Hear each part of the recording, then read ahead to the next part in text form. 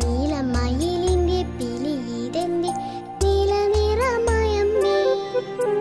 നീലക്കുറിഞ്ഞിക്ക് നീല നിറം ഇന്നിതെങ്ങനെ കിട്ടിയമ്മേ. നീലമയിലിന്റെ പിലിയിതെന്റെ നീല നിറമയമ്മേ. മനമിതെന്റെ മാരി നിറത്തെ കാണിച്ചിടുന്നതമ്മേ. മഴവില്ലിനു പിന്നിൽ ഞാൻ എഴുതിറങ്ങളെ കണ്ടിതു തീർച്ചയമ്മേ. മഴവില്ലിനു പിന്നിൽ ഞാൻ എഴുതിറങ്ങളെ കണ്ടിതു തീർച്ചയമ്മേ. നീലക്കുറിഞ്ഞിക്ക് നീല നിറം ഇന്നിതെങ്ങനെ കിട്ടിയമ്മേ. നീലമയിലിന്റെ പിലിയിതെന്റെ നീല നിറമയമ്മേ.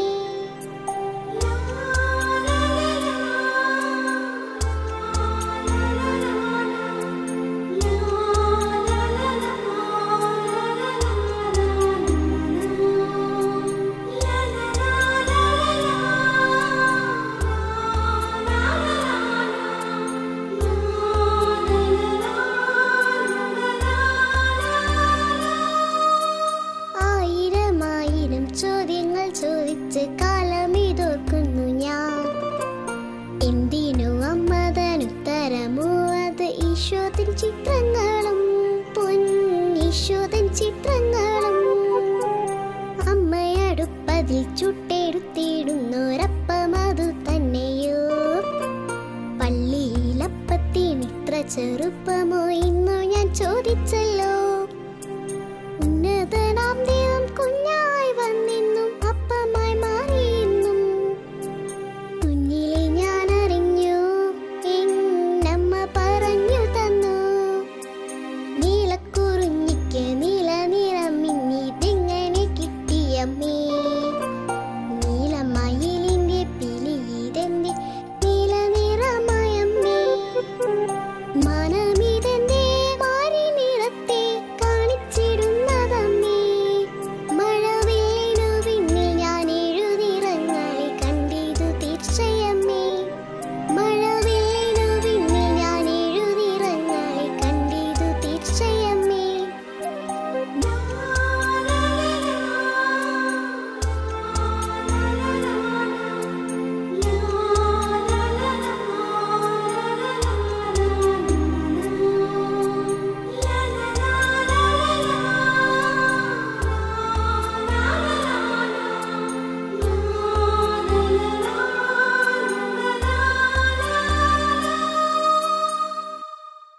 ഇതെന്റെ തേങ്ങയാ, ഞാൻ ആദ്യം എടുത്തേ.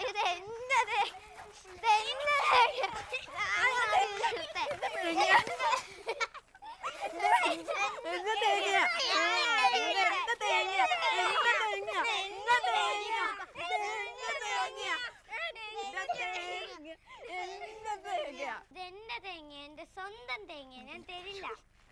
എന്നാ ഇവിടെ വഴക്കും ബഹളവും ഒക്കെ കേൾക്കുന്നേ? എന്നാ പറ്റിയേ? അത് ഈ മരി ഞങ്ങളുടെ തേങ്ങ എടുത്തു. തേങ്ങ എടുത്തോ? പിന്നെ മരിയുടെ സ്വന്തമാണോ തേങ്ങ? അത് ഞാനായിരുന്നു. അല്ല, ഞാനത് ഇപ്പം ആരുടെയാ സ്വന്തം? മോളാണ് ആദ്യം എടുത്തത് അല്ലേ? ആരാ എടുത്ത തേങ്ങ ആദ്യം? തേങ്ങ എവിടെയാണ് ഉണ്ടാകുന്നത്? തെങ്ങില്. തെങ്ങിലാ തേങ്ങ ഉണ്ടാകുന്നെങ്കിൽ തെങ്ങ് പറയുവാണ് ഇതെൻ്റെ സ്വന്തമാണെന്ന് പറഞ്ഞാലോ? അപ്പോൾ ആരുടെയാ? തെങ്ങിൻ്റെ സ്വന്തമാണോ ഈ തേങ്ങ? തെങ്ങ് ഉണ്ടാകുന്നത് എവിടെയാ? പറമ്പില്. അപ്പോൾ ആ പറമ്പ് പറയുക ഈ തെങ്ങ് നിൽക്കുന്നത് ഈ പറമ്പിലാണ്, അതുകൊണ്ട് ആ തെങ്ങിലുണ്ടായ തേങ്ങയാണിത്, അതുകൊണ്ട് ഈ തേങ്ങ പറമ്പിൻ്റെ സ്വന്തമാണെന്ന് പറഞ്ഞാലോ? സ്വന്തമാകുമോ? ഇല്ലേ? അപ്പം പറമ്പിൻ്റെ സ്വന്തമല്ല, തെങ്ങിൻ്റെ സ്വന്തമല്ല അല്ലേ? തേങ്ങ ഉണ്ടായതും സൃഷ്ടിച്ചതും ഒക്കെ ആരാ? ഉൽപ്പത്തി പുസ്തകം നിങ്ങൾ വായിച്ചിട്ടുണ്ടോ? ഉൽപ്പത്തി പുസ്തകത്തിൽ 1:1 എന്നതാ? ആദിയിൽ ദൈവം ആകാശവും ഭൂമിയും സൃഷ്ടിച്ചു. ഉൽപ്പത്തി 1:1. അത് ആക്ഷൻ അറിയാവോ? എന്നാ തേങ്ങ അവിടെ ഇട്. നിങ്ങൾക്ക് എങ്ങനെയല്ലേ ആക്ഷൻ കാണിക്കാൻ പറ്റുള്ളൂ? ആക്ഷൻ ഒന്ന് കാണിച്ചേ. ആദിയിൽ ദൈവം ആകാശവും ഭൂമിയും സൃഷ്ടിച്ചു. ഉൽപ്പത്തി 1:1. ഉൽപ്പത്തി 1:1. അപ്പോൾ വചനം അറിയാം അല്ലേ? അപ്പോൾ എല്ലാം സൃഷ്ടിച്ചത് ആരാ? ദൈവം. ദൈവം സൃഷ്ടിച്ചു അല്ലേ? അമ്മ എന്തിയേ? അമ്മയെ വിളിക്കാം. നിങ്ങൾ ഒരു കാര്യം ചെയ്യും, ഞാൻ ഒരു കാര്യം പറഞ്ഞുതരാം. ഒരു ഗ്ലാസ് വെള്ളം എടുത്തോണ്ട് അന്നേന്ന്. ഇന്ന് പഠിത്തമില്ല അല്ലേ? ആങ്ങളെയും പെങ്ങളുടെയൊക്കെ മക്കൾ കൂടി കിടന്ന് കളിയാ അല്ലേ? അപ്പം ഈ വെള്ളം ഇത് ഞാൻ കുടിക്കട്ടെ? ഈ വെള്ളം ഏതിലായിരിക്കണേ? അപ്പം ഈ ഗ്ലാസ് പറയാം ഈ വെള്ളം എൻ്റെ സ്വന്തമാണെന്ന് പറഞ്ഞാലോ ശരിയാണോ? അല്ല അല്ലേ? അപ്പം ഈ വെള്ളം എവിടെ നിന്ന് നമുക്ക് കിട്ടുന്നത്? കിണറ്റിൽ നിന്ന് കിട്ടും അല്ലേ? ഉറവയിൽ നിന്ന് പുഴയിൽ നിന്നൊക്കെ വെള്ളം കിട്ടും അല്ലേ? അപ്പോൾ ഒരു പുഴയിൽ വെള്ളം നിറഞ്ഞ് ഉറവയിൽ നിന്ന് ഒഴുകി ഒഴുകി വരുന്നു. അപ്പോൾ ആ പുഴ ഇങ്ങനെ ഒഴുകി പോകുന്ന സ്ഥലത്ത് ഭൂമിയുണ്ട്, കരയുണ്ട് അല്ലേ? അപ്പോൾ ആ ഭൂമി, ആ കര പറയുവാണ് ഈ ഒഴുകി വരുന്ന നദിയിലെ വെള്ളം മുഴുവൻ എൻ്റെ സ്വന്തമാണെന്ന് പറഞ്ഞാലോ ആണോ? ശരിയാകുമോ? ആ, ഉറവയെ സൃഷ്ടിച്ചത് ആരാ? അപ്പോൾ എല്ലാം ആരുടെ സ്വന്തം? ആ, ദൈവത്തിൻ്റെ സ്വന്തം അത്. അമ്മ ഇന്ത്യ ഞാൻ നിങ്ങൾക്ക് അന്ന് അമ്മ വരട്ടെ ഒരു വചനം ഞാൻ വായിച്ചേർക്കാം. എന്നാ ഈ ഗ്ലാസ് പിടിച്ചാൽ മരിയക്കുട്ടി. ഇതിനകത്തെ ഉൽപ്പത്തി നിങ്ങൾ മറന്നു പോകാതെ പഠിച്ചോണേ. ഉൽപ്പത്തി പുസ്തകം 1-ാം അധ്യായം 11. ദൈവം അരുളി ചെയ്തു, ഭൂമി എല്ലാത്തരം ഹരിത സസ്യങ്ങളും ധാന്യച്ചെടികളും വിത്ത് ഉൾക്കൊള്ളുന്ന ഫലങ്ങൾ കായ്ക്കുന്ന വൃക്ഷങ്ങളും മുളപ്പിക്കട്ടെ. അങ്ങനെ സംഭവിച്ചു. അതായത് ഫലങ്ങൾ കായ്ക്കുന്ന വൃക്ഷങ്ങളും മുളപ്പിക്കട്ടെ. അപ്പം ദൈവം പറഞ്ഞു. അപ്പോൾ എന്തുണ്ടായി?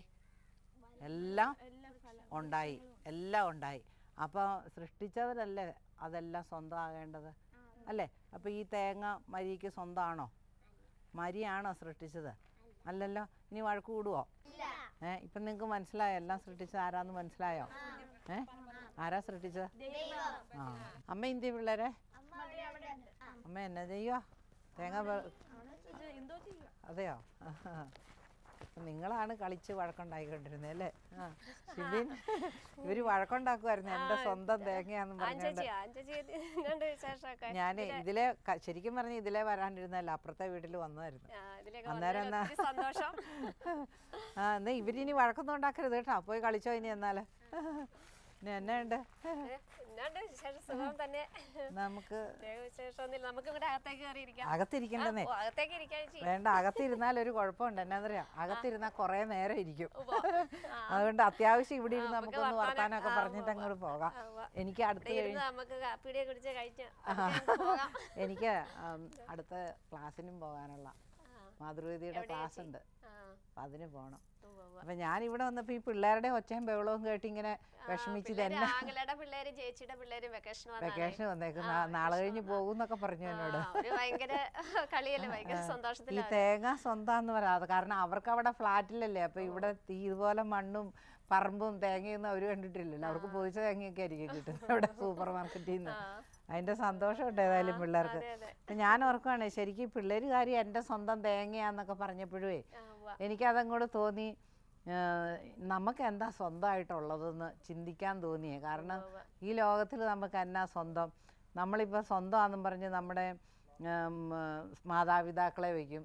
പക്ഷേ ഒരു സമയത്ത് മാതാപിതാക്കളെ വിട്ട് നമ്മൾ വേറെ ജീവിതത്തിലേക്ക് അല്ലേ, വിവാഹമാണെങ്കിൽ വിവാഹത്തിലേക്ക്, സന്യാസമാണ് അതിലേക്ക്, വൈദികനാണ് അതിലേക്ക് നമ്മൾ പോകും. അപ്പം മാതാപിതാക്കൾ നമുക്ക് സ്വന്തമല്ല. പിന്നെ മക്കളെ നമ്മൾ ലാളിച്ച് വലിയ ഇതിലൊക്കെ വളർത്തിക്കൊണ്ട് വരും. പക്ഷേ ഒരു സമയം കഴിഞ്ഞ് കഴിയുമ്പോൾ അവരെ നമ്മൾ ജീവിതാന്തസ്സിലേക്ക് പ്രവേശിക്കുക. അപ്പോൾ അവരും നമ്മളെ വിട്ടുപോകും. അപ്പം മക്കളും നമുക്ക് സ്വന്തമല്ല ശരിക്കും പറഞ്ഞാൽ. പിന്നെ ജീവിത പങ്കാളി സ്വന്തമാണെന്നും പറഞ്ഞ് നമ്മളിരിക്കണേ അല്ലേ? ഇതെൻ്റെ സ്വന്തമാണെന്നും പറഞ്ഞ് നമ്മളിരിക്കണേ. ഭർത്താവിനെ എൻ്റെ സ്വന്തം ഭർത്താവാണ്, ആർക്കും വിട്ടു കൊടുക്കുകയില്ല. പക്ഷേ ചിന്തിച്ച് നോക്കിയേ, ഈ ഭർത്താവും നമുക്ക് സ്വന്തമല്ല, ഭാര്യയും നമുക്ക് സ്വന്തമല്ല. കാരണം എപ്പോൾ വേണേലും ആരാണേലും വിട്ടു പിരിയാം. അപ്പം പിന്നെ ഇപ്പം നമ്മുടെ സ്വന്തമാണ്, അതുകൊണ്ട് എനിക്ക് ഈ വ്യക്തിയല്ല, ഇതില്ലാതെ എനിക്ക് ജീവിക്കാൻ പറ്റിയല്ല എന്നൊക്കെ ചിലപ്പോൾ നമുക്ക് തോന്നും. ആയുസ് നമുക്ക് എന്താ ഗ്യാരണ്ടി ഉള്ളത്? അപ്പം നമ്മുടെ ആയുസ് സ്വന്തമല്ല, ആരോഗ്യം സ്വന്തമല്ല, നമ്മൾ കെട്ടിപ്പൊക്കുന്ന ഭവനം നമുക്ക് സ്വന്തമല്ല, നമ്മുടെ മാതാപിതാക്കൾ സ്വന്തമല്ല, മക്കൾ സ്വന്തമല്ല, ജീവിത പങ്കാളി സ്വന്തമല്ല. ഇനി എനിക്ക് നല്ല ബന്ധുബലമുണ്ട്, എനിക്ക് ബന്ധുമിത്രാദികൾ ഇഷ്ടം പോലെ ഉണ്ടെന്ന് പറഞ്ഞിരുന്നാൽ അതും സ്വന്തമല്ല. ഇതെല്ലാം എപ്പോൾ വേണേലും നഷ്ടപ്പെടാം, എപ്പോൾ വേണേലും അനിഷ്ടങ്ങൾ കടന്നു വരാം. അപ്പം മനുഷ്യ ബന്ധങ്ങളിലെല്ലാം ഇത് സ്വാഭാവികമാണ്, ഇഷ്ടങ്ങളും അനിഷ്ടങ്ങളും നഷ്ടപ്പെടലും വേർപിരിയലും ഒക്കെ. അപ്പോൾ ഒന്നും നമുക്ക് സ്വന്തമായിട്ട് വെക്കാനായിട്ട് ഇല്ല ശരിക്കും പറഞ്ഞാൽ, അല്ലേ? അപ്പോൾ അതുകൊണ്ടാണ് കർത്താവ് പറഞ്ഞ്, അതായത് 1 കൊരിന്ത്യർ 4 പറയുന്നുണ്ട്, എല്ലാം ദാനമായിരിക്കെ നീ എന്തിനഹങ്കരിക്കുന്നു. ശരിക്കും പറഞ്ഞാൽ നമ്മളിപ്പോൾ വീട്, അല്ലെ നമ്മുടെ വരുമാന മാർഗങ്ങൾ, നമ്മുടെ ബന്ധുബലം, ജീവിത പങ്കാളി, മക്കൾ ഒക്കെ ഓർത്ത് നമ്മൾ അഹങ്കരിക്കാറുണ്ട് ചില സമയങ്ങളിൽ. ഇപ്പം രോഗശയ്യയെ കിടക്കുക, അമ്മ സുഖമില്ലാണ്ട് കിടക്കുന്നു, മകൻ ഏറ്റവും വലിയ ഡോക്ടറാണ്, പക്ഷെ ആ മകൻ സ്വന്തമാണെന്നിരിക്കലും മകന് രക്ഷിക്കാൻ പറ്റില്ല. ചികിത്സിച്ച് രക്ഷപ്പെട്ടേക്കാം, പക്ഷെ അതിന് ഗ്യാരണ്ടി ഒന്നുമില്ല. അപ്പോൾ ഒന്നും സ്വന്തമല്ല. അപ്പോൾ ഈശോ പറയുകയാണ്, എല്ലാം ദാനമാണെന്നിരിക്കെ നീ എന്തിനഹങ്കരിക്കുന്നു. അപ്പം നമ്മൾ ചിന്തിച്ച് നോക്കിയാൽ സകലതും ദാനമാണ്. ദൈവം നമുക്ക് ഉപയോഗിക്കാൻ വേണ്ടി, ദൈവം നമ്മളെ സ്നേഹിക്കുന്നത് കൊണ്ട് നമ്മുടെ ആവശ്യങ്ങൾ നടക്കാനും, നമുക്ക് സ്നേഹിക്കാനും, അവർക്ക് നമ്മളെ സ്നേഹിക്കാനും, നമുക്ക് ജീവിക്കാനും അതിനുള്ള സൗകര്യങ്ങളും ബന്ധുമിത്രാദികളെയും ജീവിത പങ്കാളിയെയും മക്കളെയും മാതാപിതാക്കളെയും ഒക്കെ നമുക്ക് തന്നിരിക്കുക. പക്ഷെ നമ്മൾ തിരിച്ചറിയണം, ഇതെല്ലാം ദൈവത്തിൻ്റെ ദാനമാണ്. ഇതിലൊന്നിലും നമ്മൾ അഹങ്കരിക്കരുത്. നമുക്ക് അതാണ്, അതെല്ലാം താൽക്കാലികമാണ് എന്നുള്ളത് നമ്മൾ മനസ്സിലാക്കണം. അതുകൊണ്ടാണ് എന്തിന് നീ അഹങ്കരിക്കുന്നു. പിന്നെ ചിന്തിച്ച് നോക്കിയാൽ ഷിബി നമുക്ക് ഇത്രയേ ഓർക്കാനേ ഉള്ളൂ. കാരണം എന്താണ് മാറ്റമില്ലാത്തത്, നമുക്ക് സ്വന്തം എന്ന് പറയാനായിട്ട് എന്താ നമുക്കുള്ളത് എന്ന് ചിന്തിച്ചാൽ ശരിക്കും പറഞ്ഞാൽ ദൈവം മാത്രമല്ലേ ഉള്ളൂ. കാരണം ഈശോ പറഞ്ഞിട്ടുണ്ട്, എൻ്റെ ആകാശവും ഭൂമിയും കടന്നു പോകും, പക്ഷേ എൻ്റെ വചനങ്ങൾ കടന്നു പോകുകയില്ല. അപ്പോൾ ആകാശവും ഭൂമിയും, അപ്പോൾ പ്രപഞ്ചം മുഴുവൻ കടന്നു പോയാലും ദൈവത്തിൻ്റെ വചനം ദൈവമാണ്. അപ്പോൾ ആ ദൈവത്തിന് ഒരിക്കലും മാറ്റമില്ല. അത് ആദിയും അന്തവുമാണ്, ഒരിക്കലും വേർപിരിയാത്തതും, നമ്മളെ ഒരു സമയത്ത് ഇട്ടിട്ട് പോകുന്നതല്ല. എന്ത് അപകടത്തിലും ആപത്തിലും അനാരോഗ്യത്തിലും രോഗത്തിലും അല്ലെ എന്തിലും കൂടെ നിൽക്കുന്ന ഒരു ദൈവം. ഇപ്പം ബസ് യാത്ര ചെയ്താൽ മനുഷ്യനെ രക്ഷിക്കാൻ പറ്റില്ല, ഒരു അപകടം വരുവാണെങ്കിൽ. പക്ഷേ ഈശോയ്ക്ക് രക്ഷിക്കാൻ പറ്റും.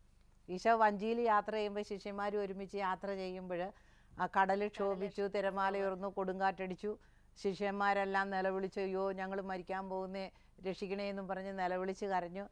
ആ സമയത്ത് ആ അപകടത്തിൽ ഒരു പോറൽ പോലും ഏൽപ്പിക്കാതെ രക്ഷിക്കാൻ കഴിവുണ്ടായിരുന്നു ഈശോയ്ക്ക്. അപ്പം നമ്മുടെ നിത്യജീവിതത്തിൽ നമ്മൾ ജീവിക്കുമ്പോൾ എന്ത് വന്നാലും ഏത് സാഹചര്യത്തിലും എന്തിനേയും മറികടക്കാൻ, വിജയിക്കാൻ, രക്ഷിക്കാൻ ഒരാൾ നമ്മുടെ കൂടെയുണ്ട്. ഈശോ നമ്മുടെ ദൈവം, നമ്മുടെ ഈശോ നമ്മുടെ കൂടെയുണ്ട്. അതുകൊണ്ടാണ് നമ്മൾ വചനത്തിൽ നമ്മൾ വായിക്കുന്നുണ്ട്, യെശയ്യായുടെ പുസ്തകത്തിൽ കർത്താവിൻ്റെ വചനം പറയുന്നുണ്ട്. യെശയ്യ 49:15 വായിക്കുമ്പോണ്ട്, മുല കുടിക്കുന്ന കുഞ്ഞിനെ അമ്മയ്ക്ക് മറക്കാൻ പറ്റുമോ? അവൾ മറന്നാലും ഞാൻ നിന്നെ മറക്കില്ല. അപ്പം അങ്ങനെ ഒരു അമ്മ നമുക്ക് നമ്മുടെ പിള്ളേരെ മറക്കാൻ പറ്റുമോ? എന്നൊക്കെ വന്ന് സംഭവിച്ചാൽ അവരെത്ര നമ്മളെ ദ്രോഹിച്ചാലും ഒരു പെറ്റമ്മയ്ക്ക് കൊച്ചിനെ മറക്കാൻ, അല്ലെ മകനെ അല്ലെ മകളെ മറക്കാൻ പറ്റില്ല. അപ്പോൾ ഈശോ ചോദിക്കുകയാണ്, ഒരു പെറ്റമ്മയ്ക്ക് മുല കുടിക്കുന്ന കുഞ്ഞിനെ മറക്കാനാവുമോ? അവൾ ആ കുഞ്ഞിനെ മറന്നാലും ഞാൻ നിന്നെ മറക്കുകയില്ല. അപ്പോൾ അത്ര ഉറപ്പ് പറഞ്ഞേക്കുന്ന ഒരു ദൈവം നമ്മുടെ കൂടെ ഉണ്ടെന്നുള്ള ഒരു ബോധം വന്നാൽ തന്നെ നമുക്ക് ആശ്വാസം. അതുപോലെ തന്നെ 49:16 പറയുന്നുണ്ട്, ഇതാ നിന്നെ ഞാൻ എൻ്റെ ഉള്ളം കയ്യിൽ രേഖപ്പെടുത്തിയിരിക്കുന്നു. അപ്പം ദൈവത്തിൻ്റെ ഉള്ളം കയ്യിൽ രേഖപ്പെടുത്തി എന്ന് പറയുമ്പോൾ അതിൻ്റെ അർത്ഥം എന്നാ? നമുക്ക് അതുപോലെ സംരക്ഷിക്കുക. അതായത് ഈ ഉള്ളം കൈക്കൊരു പ്രത്യേകതയുണ്ട്. എന്നാന്ന് വെച്ചാൽ ഇപ്പം നമുക്ക് നമ്മളെ കാണാൻ പറ്റുമോ? എന്നെ ഇപ്പം ഷിബിനെ കാണാം, അല്ലേ? പക്ഷേ എനിക്ക് എന്നെ കാണാൻ പറ്റില്ല. കണ്ണാടി കണ്ടുപിടിച്ചിട്ടില്ലായിരുന്നെങ്കിലോ? നമ്മൾ കണ്ണാടി നോക്കുന്ന ഇതുണ്ടല്ലോ, മിറർ, അത് കണ്ടുപിടിച്ചിട്ടില്ലെങ്കിൽ നമ്മൾ എങ്ങനെ നമ്മളെ കാണും? എൻ്റെ മുഖം ഞാൻ ഇന്ന് വരെ ഒറിജിനലി കണ്ണാടി കാണുന്നതല്ലേ നമുക്കറിയാവുള്ളൂ. 10 കണ്ണാടി നോക്കിയാൽ 10ആയിട്ടായിരിക്കും, അല്ലേ? അപ്പം ശരിക്കുള്ള ഏതാണെന്ന് നമുക്ക് അറിയാൻ പാടില്ല. നമ്മുടെ ശരീരത്തിൽ നമുക്ക് ഏറ്റവും എളുപ്പമായിട്ട് ഈസി ആയിട്ട് കാണാൻ പറ്റുന്ന ഒരു ഭാഗമാണ് നമ്മുടെ ഉള്ളം കൈ എന്ന് പറയുന്നത്. ഈ ഉള്ളം കൈയിൽ നോക്കുകയും ആ ഉള്ളം കൈയിൽ എന്തിരുന്നാലും കാണാൻ എളുപ്പമുള്ളതുപോലെ ശരീരത്തിൻ്റെ വേറെ ഏത് ഭാഗത്ത് എന്ത് വെച്ചാലും പെട്ടെന്ന് കാണാൻ പറ്റില്ല. അപ്പം ദൈവം പറയാണ്, മോനെ മോളെ, നിൻ്റെ പേര് നിന്നെ ഞാൻ ഈ ഉള്ളംകൈയിലാണ് രേഖപ്പെടുത്തിയേക്കുന്നതെന്ന് പറയുമ്പോൾ അത്രമാത്രം ഈശോ നമ്മളിങ്ങനെ ഉറ്റു നോക്കി കണ്ടുകൊണ്ട് അനക്കം പോലും സൂക്ഷിച്ച് നോക്കി കണ്ടുകൊണ്ടിരിക്കുന്ന ഒരു ദൈവം, അത്രയും കണ്ടുകൊണ്ടിരിക്കുന്ന ഒരു കർത്താവ് നമ്മുടെ കൂടെ ഉണ്ടെന്നുള്ളൊരു അവബോധം നമ്മളിലേക്ക് ഇങ്ങ് കടന്നു വരുമ്പോൾ തന്നെ നമുക്ക് ഭയങ്കര ശക്തി കിട്ടുക, ഒരു ധൈര്യം കിട്ടും. അപ്പം നമുക്ക് ഈ ലോകത്ത് ഒന്നിനും നമ്മളെ അലോസരപ്പെടുത്താൻ പറ്റില്ല. യേശയ്യ 66:12-13 അതിനകത്ത് പറയുന്നുണ്ട്, കർത്താവ് അരുളി ചെയ്യുന്നു, ഐശ്വര്യം നദി പോലെ അവളിലേക്ക് ഞാൻ ഒഴുക്കും, ജനതകളുടെ ധനം കവിഞ്ഞൊഴുകുന്ന അരുവി പോലെയും. നിന്നെ അവൾ പാലൂട്ടുകയും എളിയിലെടുത്തുകൊണ്ട് നടക്കുകയും മടിയിലിരുത്തി ലാളിക്കുകയും ചെയ്യും. അമ്മയെപ്പോലെ ഞാൻ നിന്നെ ആശ്വസിപ്പിക്കും, ജെറുസലേമിൽ വെച്ച് നീ സ്വാന്തനം അനുഭവിക്കും. അപ്പം ദൈവത്തിൻ്റെ സ്നേഹം ഉപമിച്ചിരിക്കുന്നത് എന്ത് സ്നേഹത്തോടാ? അമ്മയുടെ സ്നേഹത്തോടാ. അപ്പോൾ ഒരു പെറ്റമ്മയുടെ സ്നേഹത്തോട് ദൈവത്തിൻ്റെ സ്നേഹത്തെ ഉപമിച്ച് വെച്ചിരിക്കുക. അപ്പം ലോകത്തിലേക്കും വെച്ച് ഏറ്റവും വലിയ സ്നേഹം മാതാവിൻ്റെ അമ്മയുടെ പെറ്റമ്മയുടെ സ്നേഹമെന്നാണല്ലോ. അപ്പം ദൈവം പറയാണ്, ആ അമ്മയെപ്പോലെ നമ്മളെ ഓർക്കും. ഇപ്പോൾ കല്യാണം കഴിച്ച് നമ്മളെ ഭർത്തൃഗ്രഹത്തിലേക്ക് വിടുമ്പോൾ ഭയങ്കര സങ്കടമാണ് അല്ലേ? കാരണം ഈ പെറ്റമ്മയുടെ സംരക്ഷണവും താലോടലും സ്നേഹവും ആ കൊഞ്ചലും ഇതൊന്നും നമുക്കില്ലല്ലോ. അത് നഷ്ടപ്പെടുവാണല്ലോ എന്ന് ഓർക്കുമ്പോൾ എത്ര സൗഭാഗ്യം ഇപ്പറയുണ്ട് അല്ലെ. ഒത്തിരി നല്ല അമ്മായിയമ്മ ഇവിടെ ഉണ്ടെന്ന് പറഞ്ഞാലും ഈ പെറ്റമ്മയോടുള്ള ആ ഒരു അറ്റാച്ച്മെൻ്റ് ഉണ്ട് അല്ലേ. അപ്പം ഇവിടെ ദൈവം പറയുകയാണ്, ഞാൻ അമ്മയെപ്പോലെ ഞാൻ നിന്നെ താലോലിക്കുന്ന സ്നേഹം, അതായത് അമ്മയെപ്പോലെ ഞാൻ നിന്നെ അവൾ പാലൂട്ടുകയും എളിയിലെടുത്തുകൊണ്ട് നടക്കുകയും മടിയിലിരുത്തി ലാളിക്കുകയും ചെയ്യും. അപ്പോൾ ദൈവത്തിൻ്റെ സ്നേഹം ആ സ്നേഹമാണ് എന്ന്. അമ്മയെപ്പോലെ ഞാൻ നിന്നെ ആശ്വസിപ്പിക്കും, അതാണ് ഏറ്റവും വലിയ. അപ്പം നമുക്ക് എന്തെല്ലാം നമ്മുടെ ജീവിതത്തിൻ്റെ യാത്രയിൽ എവിടെയെല്ലാം എന്തെല്ലാം രീതിയിലുള്ള പ്രശ്നങ്ങളോ പ്രതിസന്ധികളോ വേദനയോ സങ്കടങ്ങളോ നിരാശയോ എന്ത് വരാൻ തുടങ്ങുമ്പോൾ തന്നെ നമ്മൾ തിരിച്ചറിയണം, ഒരമ്മയെപ്പോലെ സ്നേഹിക്കുന്ന ദൈവം എൻ്റെ കൂടെ ഇരിക്കണം. എൻ്റെ ഈ വേദനയുടെ സമയത്ത് എന്നെ മടിയിലിരുത്തുന്ന ഒരു ദൈവം, ആ മടിയിലിരുത്തി എൻ്റെ അമ്മ എന്നെ ആശ്വസിപ്പിക്കുന്നു. ഇപ്പോൾ ഒരു കൊച്ചു കരഞ്ഞാൽ ഓടിച്ചെന്ന് അമ്മയെടുത്ത് മടിയിലിരുത്തി താലോലിക്കുമ്പോൾ കൊച്ചിൻ്റെ കരച്ചിൽ പോകുകയില്ല, അവിടെ സുരക്ഷിതത്വ ബോധം ഉണ്ടാവുക. ഇതേപോലെ ഈ ദൈവം എന്നെ സ്നേഹിക്കുന്നു, അമ്മയെപ്പോലെ സാന്ത്വനം തരുന്ന, അമ്മയെപ്പോലെ എളിയിലെടുത്ത് വെച്ച് പാലൂട്ടുന്ന, മടിയിലിരുത്തി ആശ്വസിപ്പിക്കുന്ന ആ ദൈവം. അപ്പം ആ ദൈവം എൻ്റെ കൂടെയുണ്ട് എന്നുള്ള ഈ ബോധം നമ്മളിലുണ്ടാകണം, അമ്മയിലുണ്ടാകണം. നമ്മൾ അമ്മയാണല്ലോ, അമ്മമാരല്ലേ.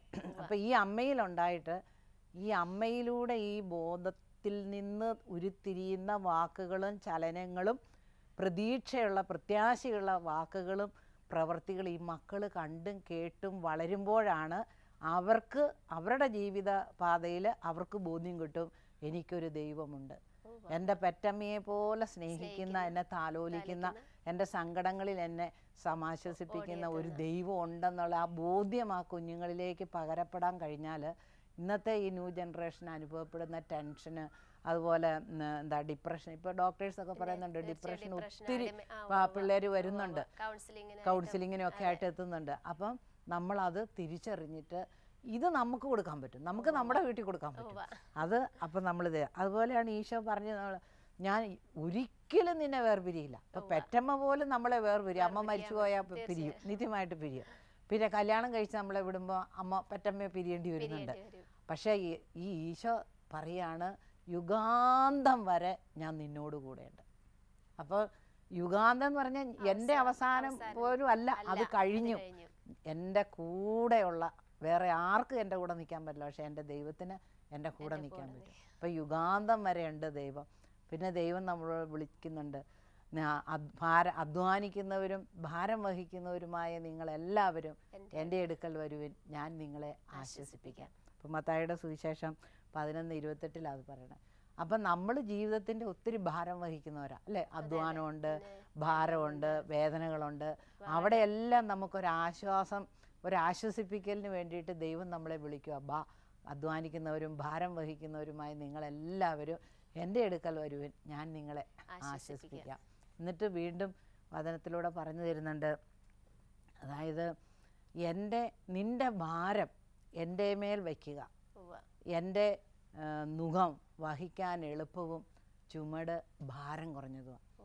അപ്പോൾ ഈശോ അവിടെയും പറയാം, മക്കളെ നിങ്ങൾ നിങ്ങളുടെ ജീവിതത്തിൻ്റെ വേദനകളും ഭാരങ്ങളും അധ്വാനത്തിൻ്റെ കഷ്ടങ്ങളും ഇതൊന്നും നിങ്ങൾ വഹിക്കണ്ട, ആ ഭാരം ഈശോയിൽ വെക്കുക.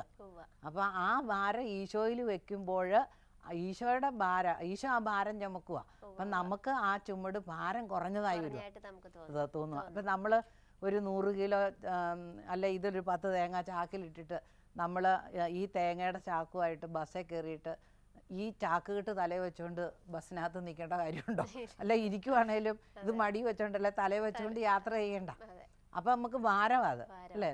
വണ്ടിയെ പിടിച്ചു തൂങ്ങി ഈ തേങ്ങയുടെ ചാക്ക് തലയിൽ വെച്ചുകൊണ്ട് നിന്നാൽ നമ്മളത് വഹിച്ചുകൊണ്ട് കഷ്ടപ്പെടുക. അപ്പം അതേസമയം അതാ ബസ്സിനകത്തേക്ക് വെച്ചാലോ, ആ പ്ലാറ്റ്ഫോം വണ്ടിക്കകത്തേക്ക് അങ്ങ് വെച്ചാൽ നമുക്ക് സുഖമായിട്ട് അവിടെ ഫ്രീ ആയിട്ട് നിൽക്കാം. ഇതുപോലെ ഈശോ പറയാണ്, നിൻ്റെ ജീവിതത്തിലെ ഭാരങ്ങൾ വേദനകൾ നമ്മുടെ ജോലിയിലുണ്ട് അല്ലേ. നമ്മളിപ്പോൾ ജോലിക്ക് ശമ്പളമൊക്കെ കിട്ടും, പക്ഷെ ജോലിയിൽ ഒത്തിരിയേറെ നമുക്ക് വൈഷമ്യങ്ങളും പ്രയാസങ്ങളും ഒക്കെ നമ്മൾ നേരിടുന്നുണ്ട്. കുടുംബജീവിതത്തിലുണ്ട്, എല്ലാ ജീവിതത്തിൻ്റെ മേഖലകളിലുണ്ട്. അപ്പോൾ ഈശോ പറയാണ്, ഈ ഭാരം ഇതെല്ലാം നീ എനിക്കിതാ, എൻ്റെ മേൽ വെക്ക്, എന്നിട്ട് നീ ഫ്രീ ആകുക. നീ ബസ്സിൽ കയറി ഈ ചാക്കുകെട്ടും ചുവന്നുകൊണ്ട് നിന്ന് കഷ്ടപ്പെടുന്ന പോലെ വേണ്ട, അത് നീ ആ ബസ്സിനകത്തേക്ക് വെക്കുക, ആ വണ്ടി പോകുന്നോളൂല്ലേ, നമുക്ക് ഫ്രീ ആയിട്ട് യാത്ര ചെയ്യാമല്ലോ. അപ്പം അതുപോലെ നമ്മുടെ നിത്യജീവിതത്തിൽ ഉണ്ടാകുന്ന എല്ലാ ന്യൂനതകളും എല്ലാ വേദനകളും സങ്കടങ്ങളും പ്രയാസങ്ങളും എല്ലാം ഈശോയിൽ വെക്കണം. ഈശോ ഇതാ ഞാൻ നിനക്ക് തരുന്നു, എനിക്ക് വഹിക്കാൻ പറ്റുന്നില്ല കർത്താവേ. ഈ കുടുംബജീവിതം അല്ലെ ദാമ്പത്യ ജീവിതം, മക്കള്, അമ്മായിയം, പ്രശ്നങ്ങളുണ്ട് ഇന്ന്, ജോലി സ്ഥലത്തും ഉണ്ട്. അപ്പോൾ അതുകൊണ്ട് ഈശോ ഇതെല്ലാം ഞാൻ നിനക്ക് തരുവാണ്, നീ അങ്ങ് ഏറ്റെടുക്കണം എന്ന് ആത്മാർത്ഥമായിട്ട് സമർപ്പിച്ച് കഴിയുമ്പോൾ നമ്മൾ ഫ്രീ ആവും.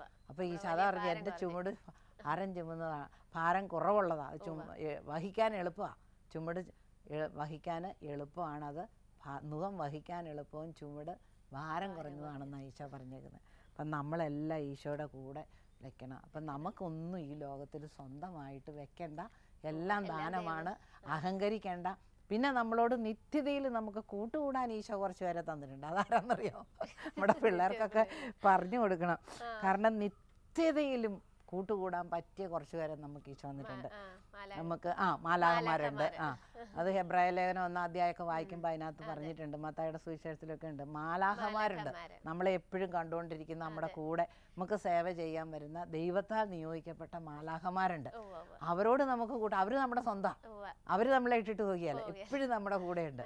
പിന്നെ നമ്മുടെ പേരിന് കാരണക്കാരായ വിശുദ്ധര്, അവരും നമ്മുടെ കൂടെയുണ്ട് എപ്പോഴും. അവർ നമ്മളെ ഇട്ടിട്ട് പോകുന്ന പാർട്ടീസൊന്നുമല്ല, അവരും നമ്മുടെ കൂടെയുണ്ട്. പിന്നെ ഈശോ പറഞ്ഞ്, ഞാൻ നിങ്ങൾക്കൊരു സഹായകനെ തരാം, പരിശുദ്ധാത്മാവ്. അപ്പം ആ പരിശുദ്ധാത്മാവ് നമ്മുടെ കൂടെയുണ്ട്. അപ്പം നിത്യം നമ്മുടെ കൂടെ വസിക്കുന്നതാണ് ദൈവത്തിൻ്റെ ആത്മാവ്, പരിശുദ്ധാത്മാവ്. പിന്നെ ഈശോ പറഞ്ഞ്, യുഗാന്തം വരെ ഞാൻ നിൻ്റെ കൂടെയുണ്ട്. അപ്പം ആരാ കൂടെയുള്ളത്? ഈശോ കൂടെയുണ്ട്, ഈശോ കൂടെയുണ്ട്. പിന്നെ ഒരാളും കൂടെ ഉണ്ട്, ഇനി പെറ്റമ്മയല്ല അമ്മായിയമ്മ അല്ലാത്ത ഒരമ്മയുണ്ട് നമുക്ക്. അതാരാ? പരിശുദ്ധ അമ്മ. ഈശോ കുരിശിൽ വെച്ച് കുരിശിൻ ചൂട്ടിൽ മരിക്കാൻ തുടങ്ങുന്ന സമയത്ത് നമുക്ക് അവസാനമായിട്ട് വാക്ക് പറഞ്ഞു തന്നു, ഇതാ നിൻ്റെ അമ്മ. അപ്പം നമുക്കൊരമ്മ നിത്യതയിലും എപ്പോഴും കൂട്ടുകൂടാൻ ഒരമ്മയെ നമുക്ക് തന്നിട്ടുണ്ട്. പിന്നെ ചിലരൊക്കെ ചോദിക്കുമോ, ഇവരൊക്കെ മരിച്ചു പോയില്ലേ, വിശുദ്ധരൊക്കെ മരിച്ചു പോയില്ലേ എന്നൊക്കെ. മരിച്ചാലും ജീവിക്കും. ദൈവത്തിൽ വിശ്വസിക്കുന്നവർക്ക് മരണമില്ല, നിത്യജീവനാണ്. ആ നിത്യജീവൻ പ്രാപിക്കുമ്പോൾ നമുക്ക് പിന്നെ മരണമില്ലല്ലോ. അതിൻ്റെ ഒരു തെളിവാണ് നമ്മൾ മത്തായിയുടെ സുവിശേഷം 17-ാം അധ്യായം നമ്മൾ വായിക്കുമ്പോൾ യേശുവിൻ്റെ രൂപാന്തരീകരണത്തെക്കുറിച്ച് വായിച്ചിട്ടുണ്ടോ? ഈശോ അവിടെ ഈശോയുടെ രൂപാന്തരീകരണം അവിടെ വെച്ച് പത്രോസ്, അവർ ശിഷ്യന്മാരെ 3 പേരെയല്ലേ അവിടുന്ന് കൂട്ടിക്കൊണ്ട് പോയത്. യേശു പത്രോസ്, യാക്കോബ്, അവരുടെ സഹോദരൻ യോഹന്നാൻ എന്നിവരെ മാത്രം കൂട്ടിക്കൊണ്ട് ഒരു ഉയർന്ന മലയിലേക്ക് പോയി. അവൻ അവരുടെ മുമ്പിൽ വെച്ച് രൂപാന്തരപ്പെട്ടു. അവൻ്റെ മുഖം സൂര്യനെ പോലെ വെട്ടിത്തിളങ്ങി, അവൻ്റെ വസ്ത്രം പ്രകാശം പോലെ ധവളമായി. മോശയും ഏലിയായും അവനോട് സംസാരിക്കുന്നതായി അവർ കണ്ടു. പത്രോസ് യേശുവിനോട് പറഞ്ഞു, കർത്താവേ, നാം ഇവിടെ ആയിരിക്കുന്നത് നല്ലതാണ്. നിനക്ക് സമ്മതമാണെങ്കിൽ ഞങ്ങൾ ഇവിടെ 3 കൂടാരങ്ങൾ ഉണ്ടാക്കാം, ഒന്ന് നിനക്ക്, ഒന്ന് മോശയ്ക്ക്, ഒന്ന് ഏലിയായിക്ക്. അപ്പം ഇവര് പത്രോസും ശിഷ്യന്മാരും ഇത് കാണുക. അപ്പോൾ ശരിക്കും പറഞ്ഞാൽ മോശ എന്നേ മരിച്ചു പോയതാ, ഈ ഭൂമിയിൽ നിന്ന് മാറ്റപ്പെട്ടതല്ലേ. ഏലിയ എന്നേ വർഷങ്ങൾക്ക് മുമ്പേ മരിച്ചു പോയതാ. പക്ഷേ ഈ പത്രോസും ഈ ശിഷ്യന്മാര് മോശ ജീവിച്ച കാലത്തല്ല ജീവിച്ചത്, ഏലിയ ജീവിച്ച കാലത്തല്ല ജീവിച്ചത്. പക്ഷെ അവർ ജീവിച്ചിരുന്നവരാണെന്ന് തിരിച്ചറിയുകയും അവരതിനെക്കുറിച്ച് പഠിച്ചിട്ടുണ്ട്. ഒരുപക്ഷെ അന്നത്തെ ഫോട്ടോയോ അല്ലെ അങ്ങനെ അവർക്ക് തിരിച്ചറിയാം മോശ ആരാണ്, മോശയുടെ ചിത്രം എന്താണ്, രൂപം എന്താണ്, ഏലിയ ആരാണ്, ഏലിയയുടെ രൂപം എന്താണെന്നുള്ളത് അറിയാം. അതുകൊണ്ടല്ലേ ഇവർ തിരിച്ചറിഞ്ഞത്. മോശ വന്ന് സംസാരിക്കണം, ഏലിയ വന്ന് സംസാരിക്കണം. അപ്പൊ അവര് മരിച്ചവരല്ലേ, മരിച്ചു പോയവരാണല്ലോ, അവർക്ക് ശരീരം ഈ ഭൂമിയിൽ ഇല്ലല്ലോ. പക്ഷെ അവര് നിത്യതയിലും ഉണ്ട്. തിരിച്ചറിയാൻ പറ്റുന്ന രീതിയിൽ അവരെ പത്രോസ് കണ്ടു എന്നുള്ളതാണ് വചനത്തിൽ പറയണത്. അത് മത്തായിയുടെ സുവിശേഷം 17-ാം അധ്യായം 1 മുതൽ 8 വരെ വായിക്കുമ്പോൾ ഉള്ള വചനം അത്. അപ്പോൾ അതുകൊണ്ട് നമ്മൾ തിരിച്ചറിയണം, ദൈവത്തിൽ വിശ്വസിക്കുന്നവർക്ക്, ദൈവത്തോടു കൂടെ ജീവിക്കുന്നവർക്ക്, കർത്താവായ യേശുവിൽ വിശ്വസിക്കുന്നവർക്ക് നിത്യജീവനാണ്, അവർക്ക് മരണമില്ല. ആ മരണം എന്ന് പറഞ്ഞാൽ ആത്മാവ് വേർപെടുന്നു, ശരീരം വേർപെടുന്നു, ആ ഒരു അകൽച്ച മാത്രമേ ഉള്ളൂ. ശരീരം നഷ്ടമാകുന്നു എന്ന് മാത്രമേ ഉള്ളൂ, ആത്മാവ് ഒരിക്കലും മരിക്കുന്നില്ല. അപ്പം ശരിക്കും പറഞ്ഞാൽ ആ രൂപത്തോടു കൂടി തിരിച്ചറിയാൻ തക്ക രീതിയിൽ ദൈവത്തോട് ചേർന്ന് സ്വർഗീയമായ ഒരു ജീവിതം നമുക്കുണ്ട്. അത് ഈ ഇവരെ മോശയെയും ഏലിയായും കാണുന്നത് പോലെ തിരിച്ചറിഞ്ഞല്ലോ. ഭൂമിയിൽ ജീവിക്കുന്നവരെ അവരെ കണ്ടപ്പോൾ തിരിച്ചറിഞ്ഞു. ഇതുപോലെ അപ്പം അതിൻ്റെ അർത്ഥം തന്നെ നിത്യതയിൽ വരെ ദൈവം നമ്മുടെ കൂടെയുണ്ട്. ഈ മരിച്ചവരല്ലേ, ദൈവത്തിൽ ആശ്രയം വെച്ച് മരിച്ചവരാരും അങ്ങ് കാണാതെ പോയിട്ടൊന്നുമില്ല. അപ്പം ഈ ലോകത്തിലുള്ള എന്തിനേയും സൃഷ്ടികളെ വിശ്വസിക്കുന്നതിനെക്കാട്ടിലും അവരെൻ്റെ സ്വന്തമാണെന്ന് വിചാരിച്ച് നമ്മൾ ആശ്വാസം കണ്ടെത്തുന്നതിനെക്കാട്ടിലും നല്ലത് നമുക്ക് ആരെ സ്വന്തമാക്കുന്നതാണ്, ഈശോയെ സ്വന്തമാക്കണം. ഈശോ മാത്രമാണ് നമ്മുടെ സ്വന്തം. അപ്പം നമ്മൾ അമ്മമാരെ, കുടുംബിനികൾ ഇത് മനസ്സിലാക്കിയിട്ട് നമ്മൾ വരണം. ഓ എൻ്റെ അപ്പ വന്നോ പിള്ളേര്? വിശപ്പ് തുടങ്ങിയോ? എന്നാ ഇനി എന്നാ ഒരു കാര്യം, ഞാൻ ചായ കുടിക്കാൻ നിൽക്കണോ? എൻ്റെ ഈശോയെ, എനിക്കങ്ങ് പോയിട്ട് ഒത്തിരി പരിപാടി ഉണ്ട്. ഒരു കാര്യം ചെയ്യും, നിങ്ങൾ എല്ലാവരും കൂടെ പോയി കാപ്പിയൊക്കെ കുടിച്ച് പതുക്കെ പോയാൽ എനിക്ക് സമയം പോകും. ഞാൻ വരാം. ഒരു കാര്യം, ഞാൻ അവിടെ നിന്ന് അപ്പുറം ക്ലാർമയൊക്കെ കൂട്ടിക്കൊണ്ട് ഞാൻ വരാം. നിങ്ങൾ ചായയൊക്കെ ഇട് കേട്ടോ. ചായ ഇനി വഴക്കുണ്ടാക്കരുത്. ഈശോ മാത്രമാണ് നമ്മുടെ സ്വന്തം കേട്ടോ. ഈശോയുടെ വചനങ്ങൾ മാറിപ്പോകുന്നില്ല കേട്ടോ. ആകാശവും ഭൂമിയും മാറിപ്പോകും, പക്ഷെ ദൈവത്തിന്റെ വചനം മാത്രം മാറിപ്പോവുകയല്ല, കടന്നു പോവുകയല്ല കേട്ടോ. എന്നാ ശരി, എന്നാ ഓക്കെ.